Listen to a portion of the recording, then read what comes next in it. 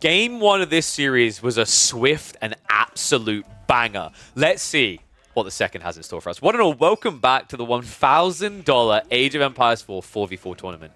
China versus China. And this time, we are not going to see any HRE.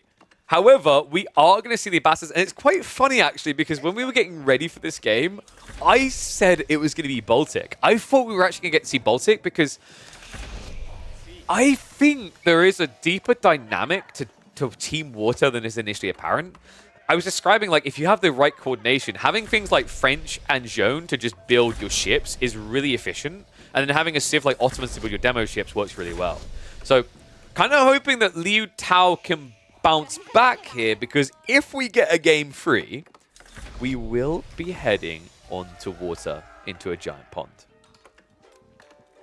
And hello, goes to Yoda. Thank you very much, man. I'm glad you enjoyed my cast at Red Bull. Well, it was a pleasure to be there. And I think people... I done a recent video, and maybe I should have worded the title differently. I think I actually updated to put my experience from my perspective. But from my perspective, the event was really good. And hopefully, Red Bull views it as a success, not just for 2, but for all the Age of games. Because I'd love to see all the games get 4 competitors at least on LAN.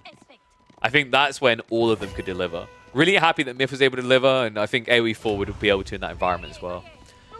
Let's see if these boys can deliver in the team games. I gotta say, so far, this feels a blood tournament. Like, even when we've had some insanely long games, it's felt justifiable. I think Fields of Blood is kind of a little bit of a preview as to what team games can be. It's just rough because of a few things. Technical issues are definitely one big issue around team games that makes it very hard to make tournaments for it, right? We had a crash yesterday and I started to worry that we're going to have that repetitively. But the other issue is, like, maps typically aren't necessarily balanced around it. So, like, it is definitely a tough pill to swallow and to get used to. I do think that there needs to be almost... How do I put this? You almost have to have someone go first and get shot in the head, like they're kind of rushing in Stalingrad, to reach the enemy line. And what I mean by that is, like, there's going to be some tournaments that need to trip and fall so that the data can be sampled and we can see an example of what this can be. Because we've tried casting pub games before, and it is terrible. Right? Because pub games are just poorly balanced. They could actually be poorly balanced in 1v1s, but in 4v4s, it's completely stompy. But the communication, the dynamics in these games so far, even when we've had 2-0s, have delivered some incredible games in this $1,000 tournament hosted by Clearman. So, we have got the opening Uma Bannerman play coming out from Scarlet Devil in the Japanese. And I'm going to keep a close eye on Yellow here, because last game, I think Scarlet Devil was MVP. He definitely set the pace, and he maintained it. And picking Japan, you'd expect him to take more of a greedy approach, but with this Horseman opening, he seems to be interested in playing the Age. And the sick part is the follow-up. It's going to be 4 Cav. Okay, so remember last time we talked about... I'm sorry, I'm going to flip the scores because they're the wrong way around. Apologies for that. So last time we had the Louis squad playing this interesting free Cav comp. 2 Cav comp, eventual free. And they use that mobility to just move around each of the enemy's bases. And the issue for the enemy is, like Liu Tao, last time, they just didn't have the right civs to mirror those moves. This game they do. Both sides have gone for a quadruple mobile comp. We've got Knights, Sipahi, Horsemen, and Knights.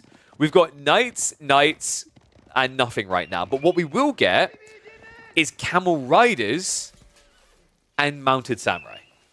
This is cool. But it's a difference of ideas, right? Like, some side has gone for the now, the other has gone for the tech. Let's see who's going to pay off for. Niman in straight away. Duck in, a little bit of trouble with that forward-facing gold. And also the pinch on Jeanne. She's going to get dropped.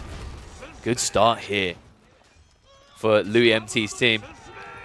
So able to deny the gold. That's going to slow down Dakin in his scaling of Knights. And he right now makes up 50% of the effective firepower of Liu Tao. Knights are now going to start arriving. Kind of tricky with all these auras, right? You've got the damage buff on one. You've got the extra armor or attack speed on the other. Weird reactions coming in, though. I feel like Yuyi and CSO were a little bit slow to arrive here with their Knights. But I think that's because they were staggering themselves to go in with a second wave. So this is pretty crafty. Check what they're doing. they're dragging blue and green away from his base so that CSO can go in afterwards to hit the economy. They're going to freaking ruin him. Meanwhile, someone whose economy cannot truly ever be ruined. After last game, Lao Tang has adjusted the build. It's not free TC. It's 5 town centers from the Abbasids. Good God. Does he even have the economy for this?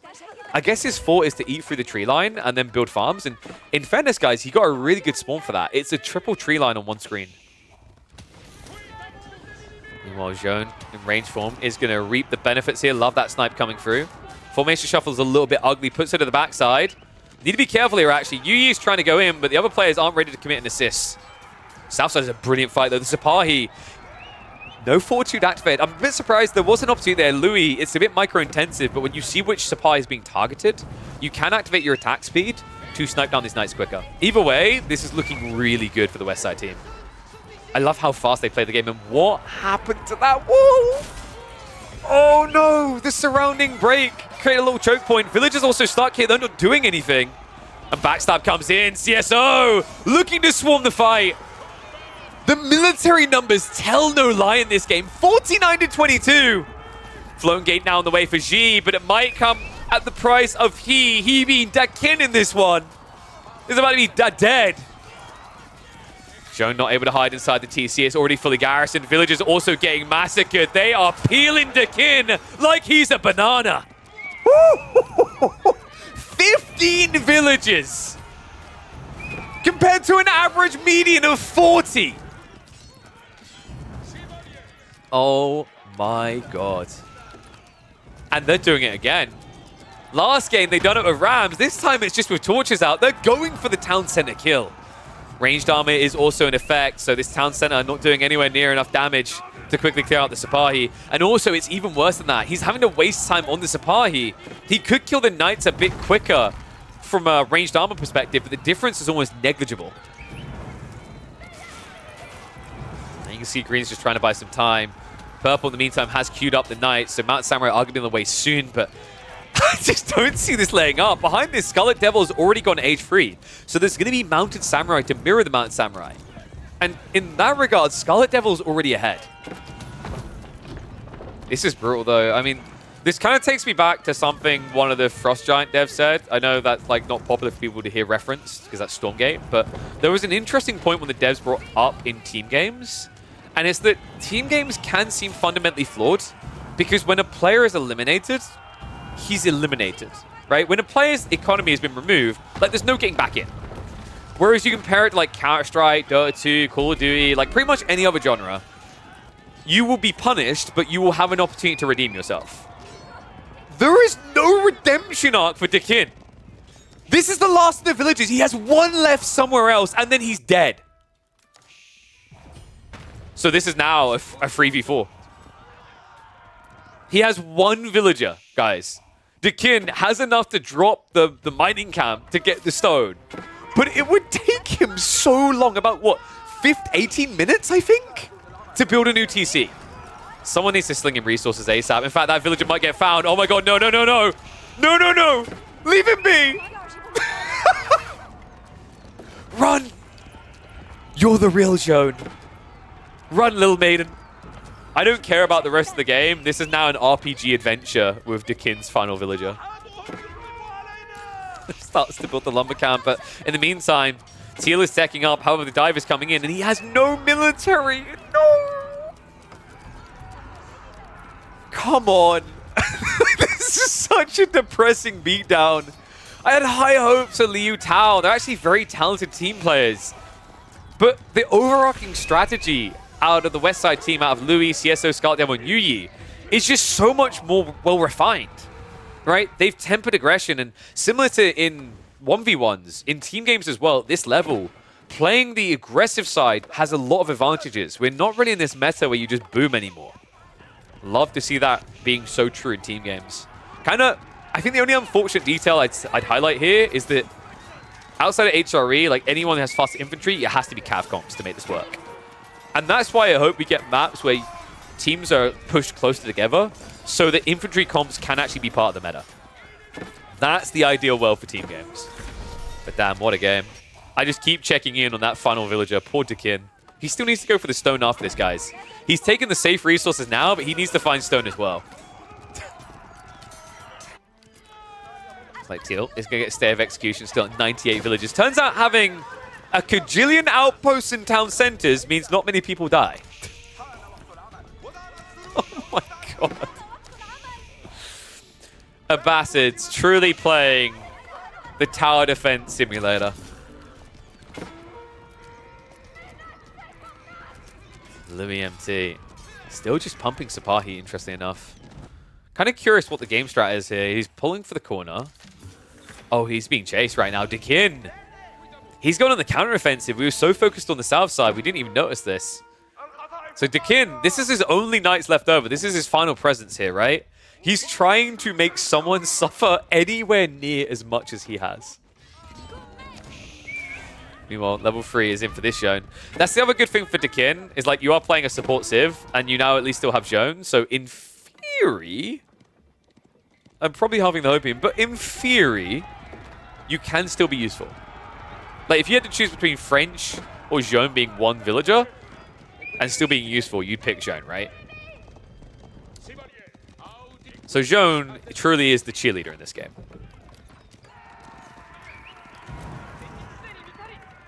A little bit poke. I don't know what's going on here. Yeah, Louis finally goes in for the upgrade, but for a long time there, I don't think he had the Sipahi veterans, right? So I kept checking for the pips. Are they just checking for the one villager to come home? Oh my god. I'm impressed that the difference is only 50 eco, dude.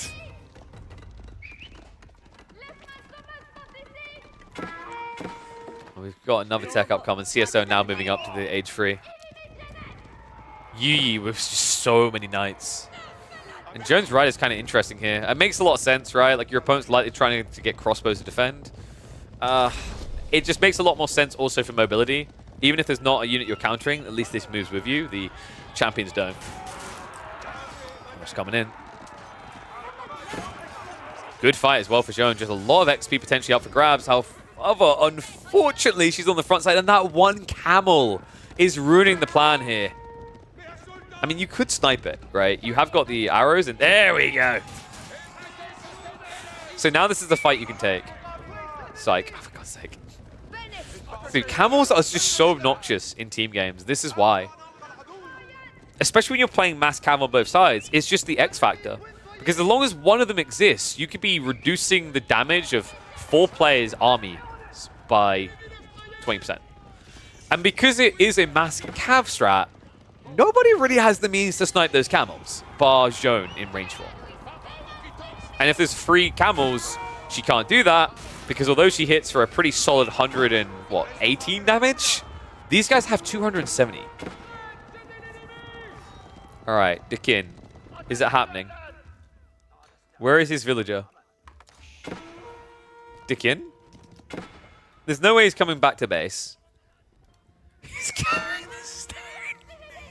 I can't.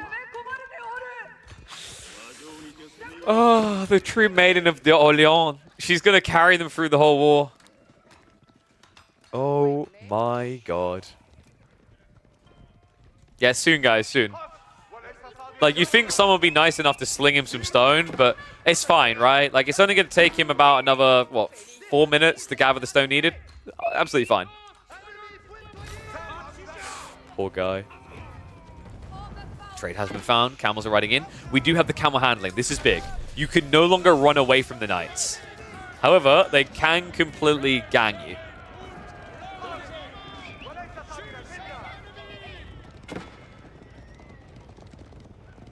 I'll tell you what, if they do actually win this now with a player on 1 villager, they're the kings of this tournament. They have more economy right now, guys. They have more military. Now, the quality is maybe questionable? No, it's not, right? You've got knights, you've got camel riders, and you've got Onomusha. It's comparative. Veterancy just came in for Yi. We'll be able to move away just before Teal is able to get the surround there. But they are losing map control. Behind this, Teal is at least slapping up a palisade wall for all of his teammates. which means limited pressure coming into their base anymore. Sipahi are going to be scared away by the wall low. This is wild. Could he do it? Is it happening? He doesn't risk going back to repair, right? He's doing it! The thumbnail for this video is simply just going to be a splash of mini Jeanne gathering wood, gathering stone, and building a TC. Oh my god. I can't believe it. He should be dead. That one villager. You could see they thought they had him as well when they chased down the remaining. They're like, great, that's a player eliminated. And they might be playing chill because of that. Because right now, yeah, this eco's scary, but theoretically, the cap for your enemy team is 600. They don't realize that Dekin is looking to make a comeback.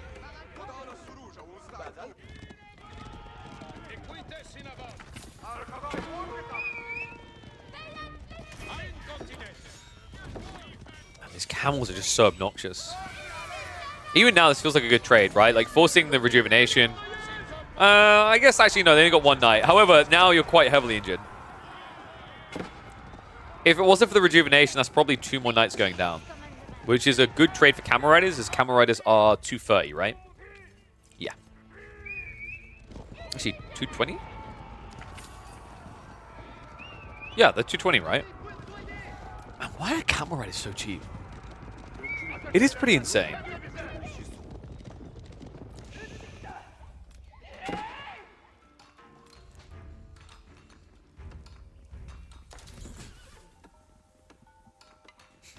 Keeps going up.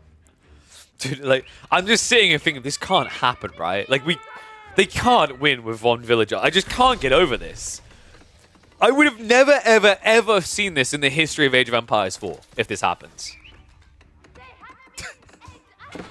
It would be nice if we get the primary TC repair, but that is going to take a long time, admittedly.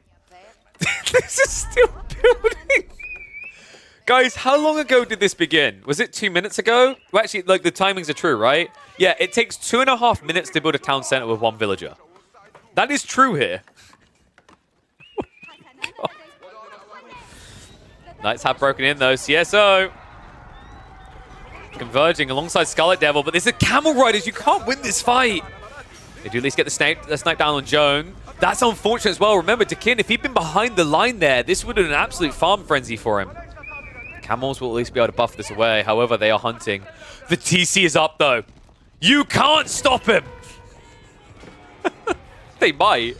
If they burn this TC, Dekin has every right in the world to just play Linkin Park albums on repeat.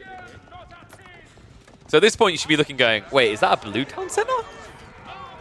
And this is where we should see the West Side team get really aggressive because, like, in their eyes, they thought this was a 3v4. Now they might be paranoid that Blue had, like, 4 TCs smuggled behind this.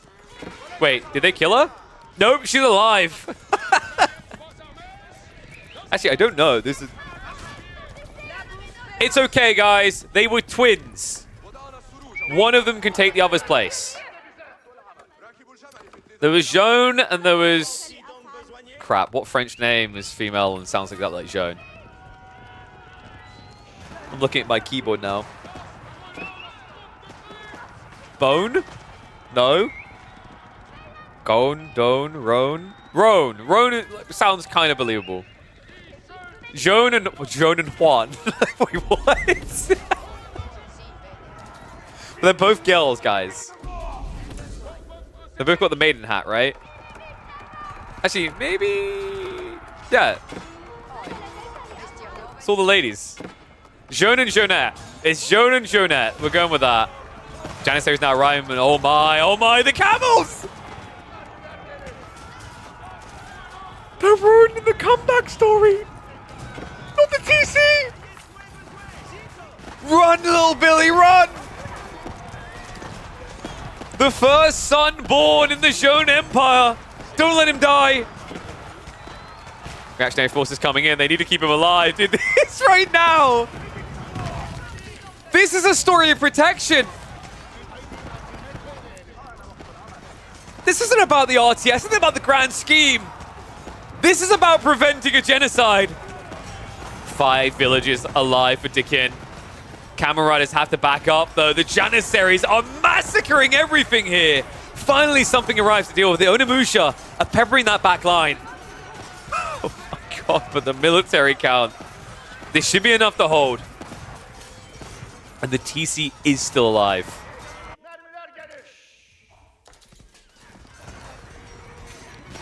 This game is not over. They're going to have to run away, so Scarlet Devil will shift out the other side. Look at the Camel Rider count here. Golems as well now to deal with the Janissary mass. Lao Tang has activated full anime mode. And also, with his current population, he can now go Imperial. As long as he doesn't hemorrhage too many Camel Riders, because that was the problem. He was ready to go Imp, and then he threw away about 20 plus camels like that, right? Which equates to 4,400 resources. Pushback could be big. I think really what they need is stone walls. They've got them. Okay, so this is the only attack point, right? Yeah, they've stonewalled all the way. There is only one point in the map they need to hold, and they're surging out now. Onimusha and Camel Rider is exactly what they need. Janissaries are going to start to arise. Sapai to back up as well, but the Golems are looking to get in on the action. Camel's going to force the fight. Onimusha need to come back. Where are you going? To G or not to G is the question. The Yumi also moving in range, but it looks like he was a little bit too late there. The Golem's starting to back off here. The front line's just a little bit too far forward, right? A little bit too strong. Camels, they will be replaced. Military Wing has at least already been triggered, so the good news is Lao Tang isn't going to be blocked by that reboom. The bad news is Jeanne D'Arc is in. Oh, no. And this is huge, guys. The Valorous Inspiration with Janissaries turns them into machine guns. They're already at 1.15 attack speed. You give them Valorous Inspiration, they go down to like 0.7. You guys remember like English longbow volley? This is the gun equivalent. Oh my god, they're wasting no time. They're coming back for Dekin again. Dekin, who has stopped humping the TC and has decided to start breeding horses. We have trade now for blue.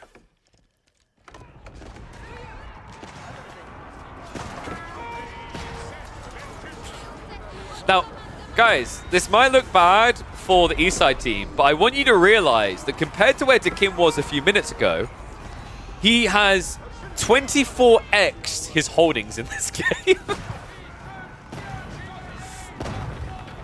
The problem, though, is he's still a giant liability. We have level 4 Jeanne on one side and level 2 on the other. Oh my god, and with this many range units, you can't even exist in the fights. Golem's just trying to hold the choke points for a while here. Mangonel scaring away the Onimusha. Dives coming in. And we have a second TC. Okay, it's happening, guys. The kid, he only needs 20 more minutes. Huffs the Hopium bag.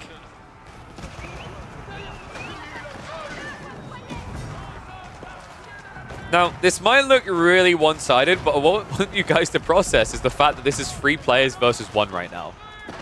Lao Tang is on his own defending this. No one else is helping right now. Purple is hesitant to go in for good reason. Green doesn't really have much to commit. He's down to 22 military. It's all about teal. The fact he's even holding them back this long is impressive. Problem he's running into, though, is production, right? He's losing a lot of the full production, and behind this is just farms. So actually not a real good ability here for Lao Tang to rebuild losses. And the elite mounted samurai, probably the most beautiful unit in the game, is now in effect. Oh, and the hand cannon is looking unguarded. These chunky boys able to dive in. There's no biology at least, so that's one less problem to worry about, but no gunpowder tech either, so these glass cannons not able to annihilate as quickly as you'd like. Looks like he is going to reset and forfeit the front side of his base. QF really needs to get some presence with knights here. He's got a lot more queued up, so he's got 15 more knights on the way.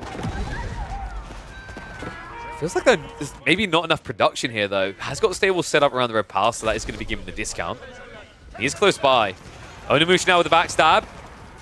By God, they've done it again. They've held again!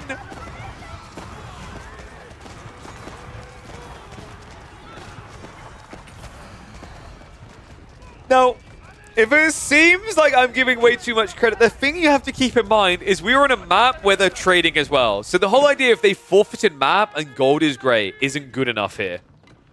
The fact they have back trade is keeping them alive.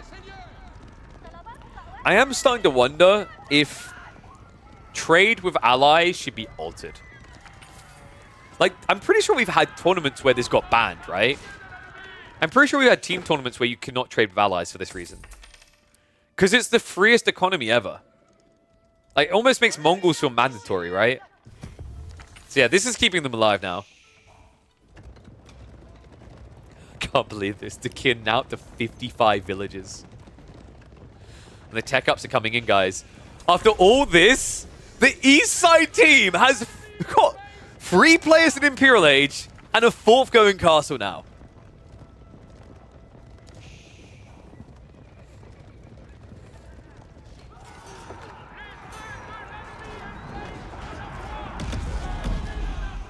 No way. The kin is also going to get level 3 Jeanne still, soon rather, so he's going to have some presence of his own. Keep drop now coming in. Onamusha not able to break through the choke point. We'll have to back away as the walls are coming up from the north side team. A few cav units have at least shuffled through to the backside, but the Japanese rocket launcher will be able to deal with that. Kim Jong just squinting his eyes, angrily staring across the waters at them. Theirs didn't fail to launch. I'm sorry, I had to make that joke.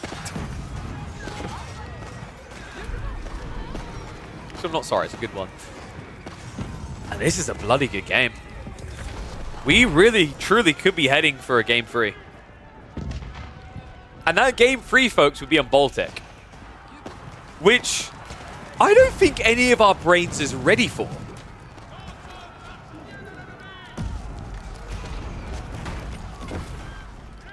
Kyiv sending a very small sliver of resources across to G. I wonder what that was about.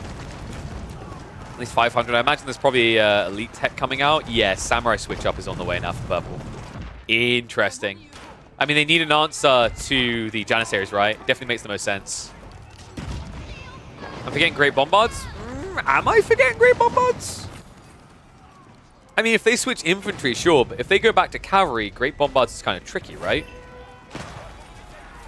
I think this is the thing that kind of makes Ottomans so absurd, right? Is that Janissaries protect you from cavalry, and cavalry is the counter to Great Bombards.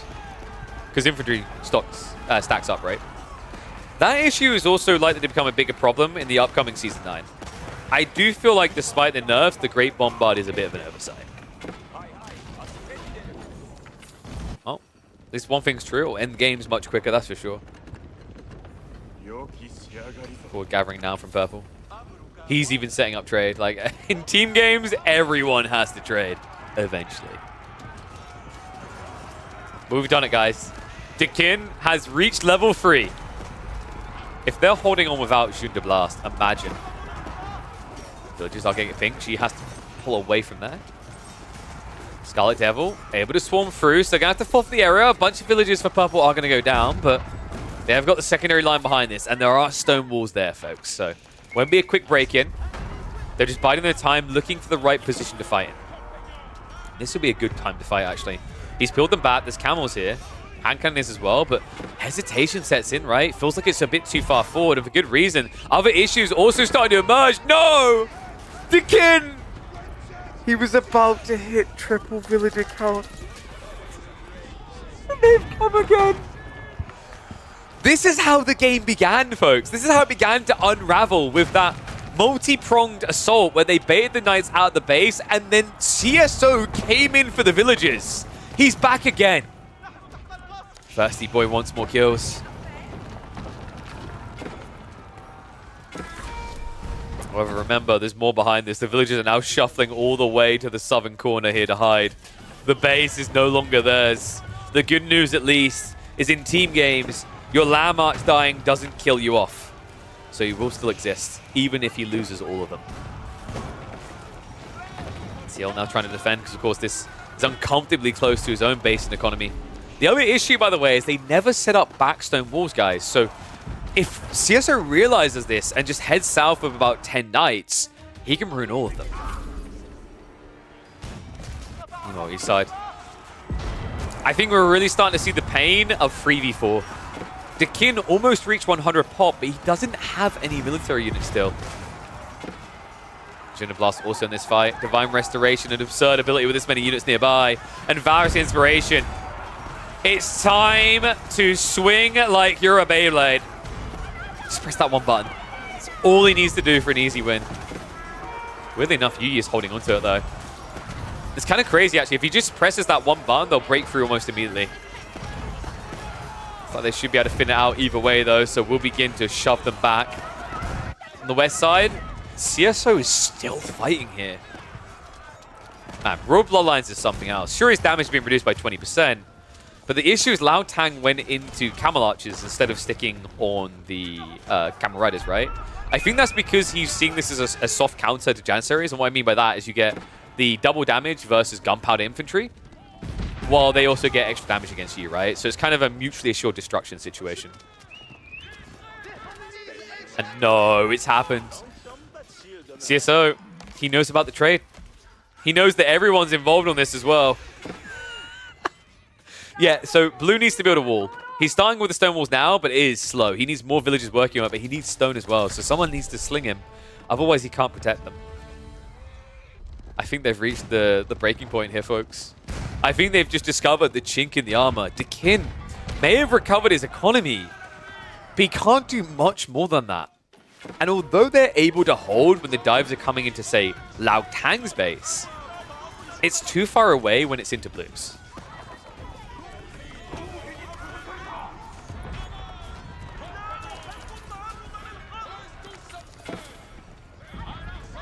And yeah, they're actually going for a wonder. There's a lot of slinging going on from these lads. And thank you, Belina. Yeah, I need to confirm that. I'm pretty sure the Camel Archers do bonus damage in Season 9, but currently it might be bugged and just a UI thing. But when we check Season 9, they still have the versus light Gunpowder Infantry, so I'm assuming that's... A bit of assumption has to be made here until we test it thoroughly when Season 9 releases. But I'm assuming that's staying as a thing, and it will be a thing. Oh no, the trade! That has to be it. Without this, think about what these guys are building. Japan is all about gold. French in late game, all about gold. Jeanne, all about gold. Even the Abbasids with hand cannon and Gulams are all about gold. So if this gets shut down, it's curtains closed. Man, they need a strike in return. Like, this is the problem right now. They've done a great job of defending, but they're only defending. They're never really attacking. This trade on the other side has never been damaged whatsoever. 139, free to roam the map.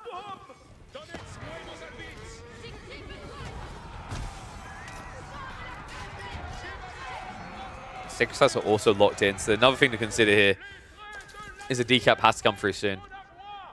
In fact, G hasn't even begun it yet. He should be moving for it soon. Castle Crow is a little bit annoying, quite close by, but not close enough. And the Ottomans went for the trade landmark. So they actually got the Seagate Castle. So Louis, did he place it here? Or did he place it on the forward? Am I blind? Over here. Seagate Castle. So Louis' trade is really good. He gets the Zoomer effect, and he gets a ridiculous amount of armor that's going to make it hard even for knights to insta-club. Yes, Louis should have best trade. I imagine he went for trade bags as well. There you go. Confirmation in. I forgot we can do that because we haven't got the capture age UI. So we went trade bags, got fast training, siege crews, military campus. Pretty much everything that's solid. The interesting part, actually, there is something interesting about that. Is that he's using military schools only for Sipahi, but that makes sense because he's building Janissaries, right? Like, you can afford with gold. So Castle Crow is going to go down, so they will eliminate the win condition on the Sacred Sites, but the push is coming in. Louis MT, a big boy army here. Double Great Bombard, triple Mangonel. Scarlet Devil with the mass mounted Samurai to assist. Won't easily be outmaneuvered here.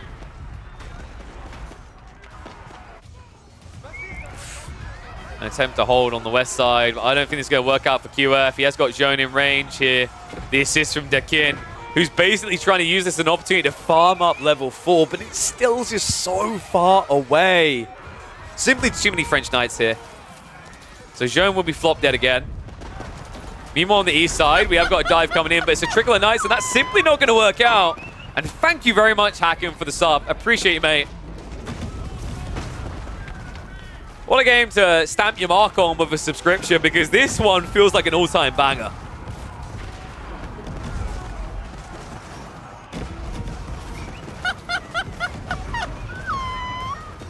Thank you, Rise, Sharante. Yeah, get him in, guys. Come on. Perfect game to mark your name on. I feel like this is one people remember, even if they now lose. The fact that they even got this close to a comeback with one of their players at one villager at 20 minutes in is insane. Great Bombard's in trouble, though. Tries to go for the snipe, unable to get it. One still stays alive, barely. However, that one Great Bombard can do a lot of work here. Mass Knights have now arrived from red. The Janissaries are still alive, but the gunpowder units from Xi might be the MVPs. We've got gunpowder tech and we've got the Yumi. So he's got the bannerman effect. He's up to 48 damage per strike, which is massive in these engagements. New bannerman's going to go down, and thank you very much, Marv, for the 5 gifted. Keep them coming. Keep them coming if you want the action to continue, because we might have another 15 minutes ahead of us. We've got a Wonder coming in now. And that might be the first time I've seen a Japanese one. The Tokugawa Shrine. Look at that unnecessarily large structure. Enough to make even the proudest of men a little bit embarrassed. Bloody hell, that thing is huge. All right. Am I the only one feeling OCD about the fact that it's not center? Like, I'm going to get in your guys' heads now. You want it here, don't you? It doesn't look right. It almost looks like it's not on its platform correctly and it's going to fall over. That should be the death animation for it. It just kind of leaning Tower of Pisa's.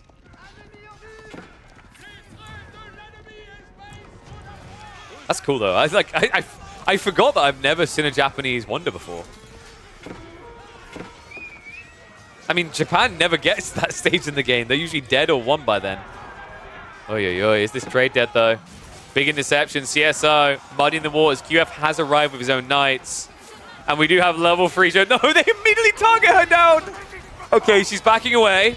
She needs to survive this. He needs that level 4.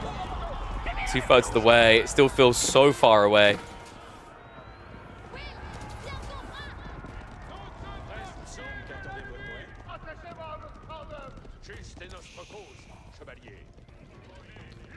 God.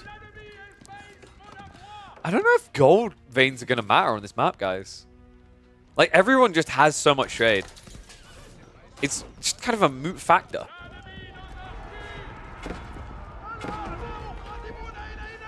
Imagine if you could build farms for teammates. Okay, I kind of want there to be more interaction points between teammates. Like, imagine if you could just, like, they could place a scaffolding and you could build a TC for them or something like that. I don't know, maybe that's broken for China. You'd have to stop China and Juji from building faster on teammates' buildings, right? But I do think it'd be really cool to see. Maybe it would make this type of comeback opportunity less epic, but it would also make the game feel less over for the majority of players. Like, there are not many people that after what happened to Dakin would have kept playing, right? Speaking of which, not the TC. I don't know if he cares. He's got a Red Palace in place over here. He can put a TC in the corner. He'll be fine. The rest of their team, however, I'm not so sure about. And, apologies. What I'll do is I'll update you. So the problem is the Wonder timer goes where the score is. We're at 11.5 minutes on the Wonder right now.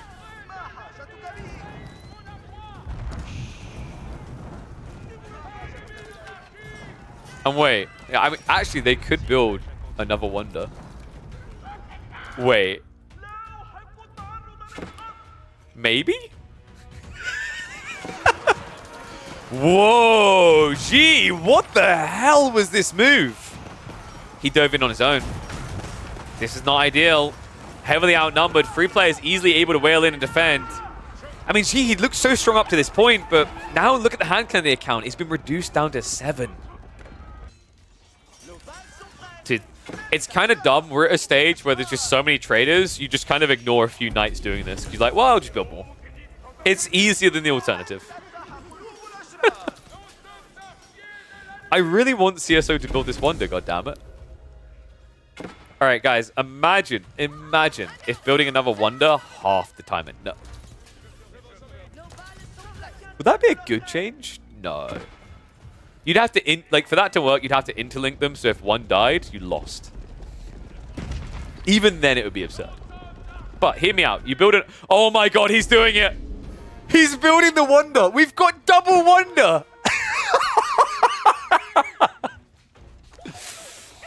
Oh my god. Truly a first in competitive Age of Empires 4 history. 2 wonders on one team.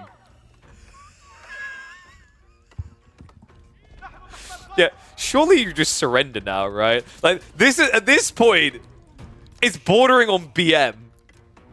But this is the thing, like, if someone does this to you, guys, be honest, like, one's in chat. If someone done this to you, would you surrender? You would, right? Because now you're like, oh, we definitely can't lose. Dude, we can't afford to lose to this. Because then you'll be remembered as the guy that lost to Double Wonder. That'll be your legacy. Oh my god. Wait, is it 64k? I always lose track of the count, right? Because it scales with players. I think you're right, though. It's huge. So yeah, a wonder is 32k, right? 32,000 resources. And what is up, Lemon Pepper? Thank you very much for the resub, buddy. What a glorious fight on the screen to reward you for that. She has got the hand cannoneers together again. Mass Samurai as well.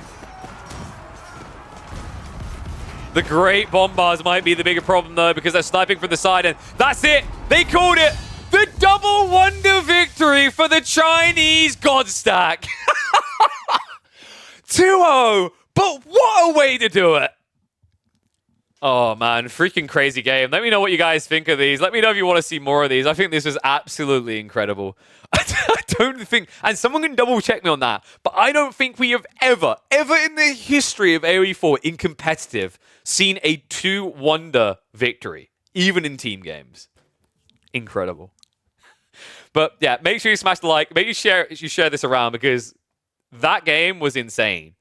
We had a 1 villager recovery and 2 wonders. I just don't even know what to do with the thumbnail now.